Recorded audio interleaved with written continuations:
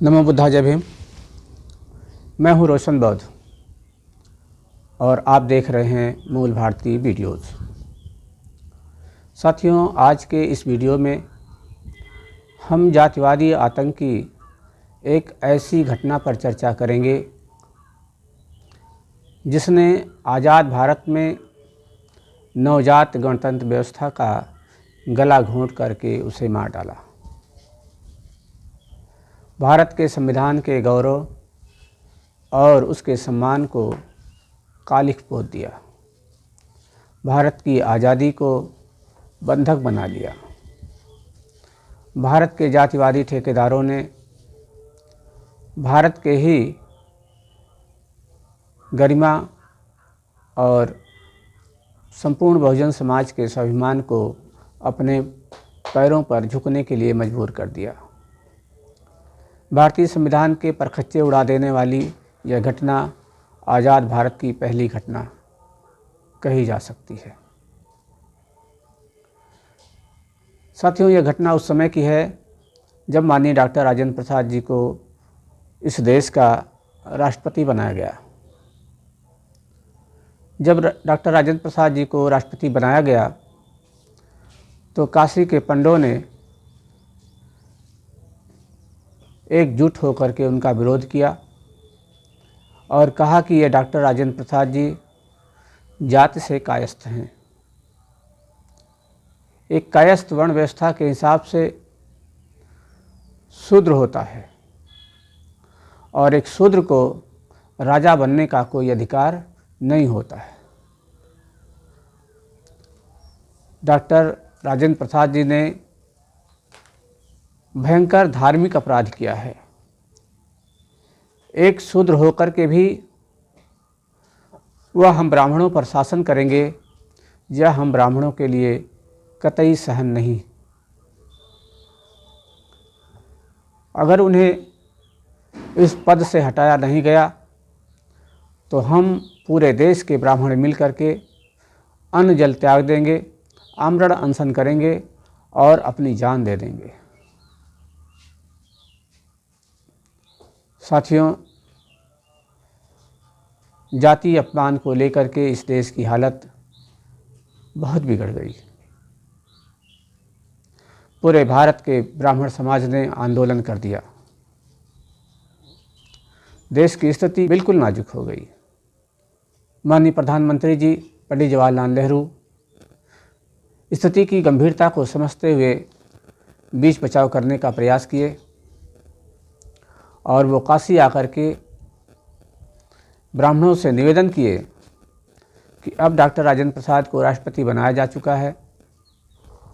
अगर आप लोग इस तरह से विरोध करेंगे तो देश में हालत बिगड़ जाएगी और इस बिगड़ती हुई हालत की खबर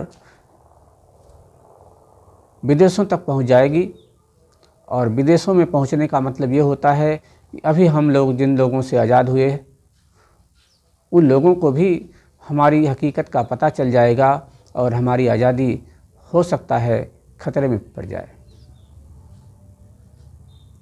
इसलिए पंडित जवाहरलाल नेहरू ने निवेदन किया ब्राह्मणों से कि आप ही लोग कोई बीच का रास्ता निकालिए ताकि इस समस्या का समाधान किया जा सके। काशी के पंडों ने कहा कि आप एक ब्राह्मण हैं और इस देश के प्रधानमंत्री भी हैं, इसलिए हम आपकी बात मानते हुए इस समस्या का हल करने का प्रयास करेंगे। उसके लिए डॉक्टर राजेंद्र प्रसाद जी को काशी आना होगा।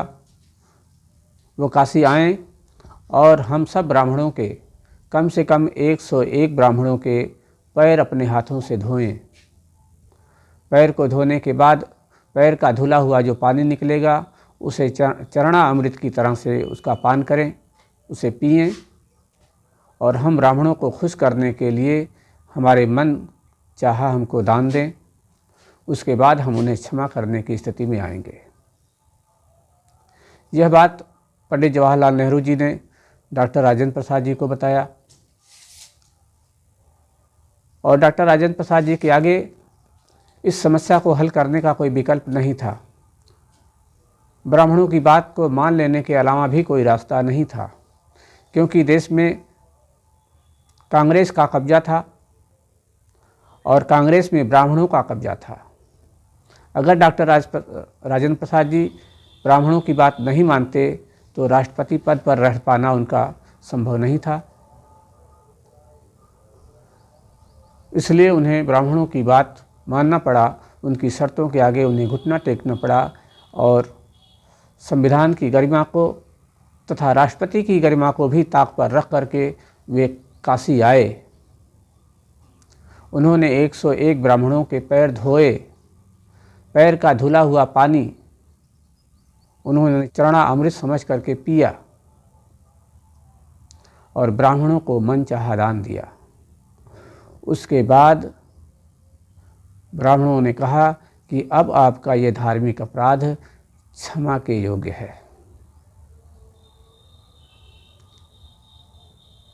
साथियों, संपूर्ण बहुजन समाज, इस देश के SC, ST, OBC समाज के लोगों को एक चेतावनी थी कि संविधान चाहे जो भी कुछ कहता हो, लेकिन हुकूमत इस देश में केवल ब्राह्मणों की चलेगी। ये जो आज़ादी मिली है सिर्फ हमको मिली है, सभी लोगों को आज़ादी नहीं मिली है। यह चेतावनी थी इस देश के बहुजन समाज के लिए। आज भी ये चेतावनी जारी है।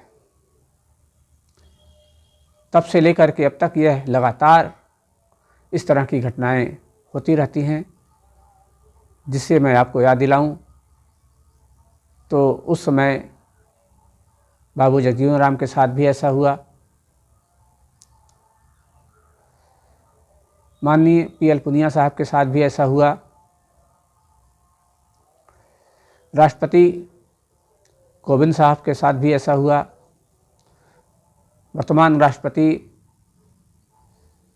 द्रौपदी मुर्मू जी के साथ भी ऐसा हुआ,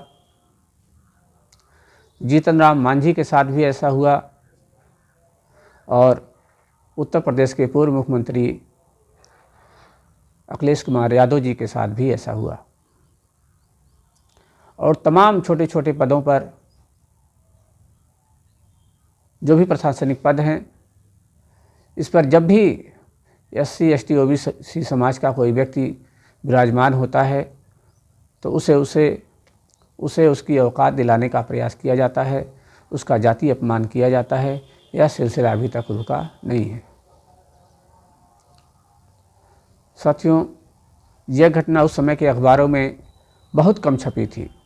इसकी वजह ये थी कि ब्राह्मण ये जानते थे कि अभी अभी इस देश को आज़ादी मिली है, जिन लोगों से आज़ादी मिली है उनकी पैनी दृष्टि इस देश पर टिकी हुई है। अगर यहाँ कोई ऐसी घटना देखने को मिलेगी तो वो फिर से इस देश में फिर बहुजन समाज के पक्ष में खड़े हो जाएंगे और आज़ादी खतरे में पड़ जाएगी। इसलिए बहुत सारे अखबारों ने इसको नहीं छापा, लेकिन कुछ अखबारों ने इसे ज़रूर छापा था। उनमें से उस समय के एक प्रसिद्ध कार्टूनिस्ट R.K. नारायण थे। उनका बनाया हुआ एक कार्टून उस समय के बहुत सारे अखबारों में छपा था। उस कार्टून को आप स्क्रीन पर देख पा रहे होंगे, जिसमें राजेंद्र प्रसाद जी ब्राह्मणों के चरण धो रहे हैं। इस घटना ने भारतीय संविधान की धज्जियां उड़ाकर रख दिया था। तो साथियों, आपको ये घटना पता थी कि नहीं, इसे आप कमेंट में बताएंगे। और आपको इसी तरह की घटना और भी सुनने को मिलेंगी इस चैनल पर। अगर आप चाहते हैं कि इस तरह की तमाम घटनाएं बहुजन समाज को जगाने के लिए तमाम सच्ची घटनाओं को आप जानना, समझना, सुनना चाहते हैं तो आप इस चैनल को लाइक कर लीजिए, सब्सक्राइब कर लीजिए। और अगर आप चाहते हैं कि ये घटना और लोगों के पास पहुँचे तो आप इस वीडियो को अधिक से अधिक शेयर करिए। मिलते हैं अगले वीडियो में। इसी तरह की तमाम वीडियो के साथ हम आपके सामने आते रहेंगे। तब तक के लिए हम आपसे विदा चाहेंगे। नमो बुद्धाय।